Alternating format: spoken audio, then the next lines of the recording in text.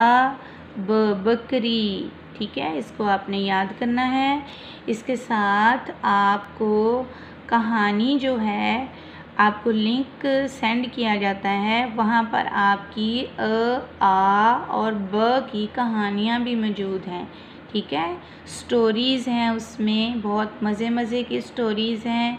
आपने अपनी मम्मा से कहना है कि आपको वो स्टोरीज़ ओपन करके दें और आपने फिर उनको सुनना है। ठीक है, ब की कहानी आज आपने ज़रूर सुननी है, और जो बच्चा ब की कहानी सुने वो जब अपना होमवर्क की पिक सेंड करे तो उसमें ये बता दें कि आपने ब की कहानी सुनी थी और आपको वो बहुत अच्छी लगी थी। ठीक है, हो सके तो आप इसको याद भी कर सकते हैं।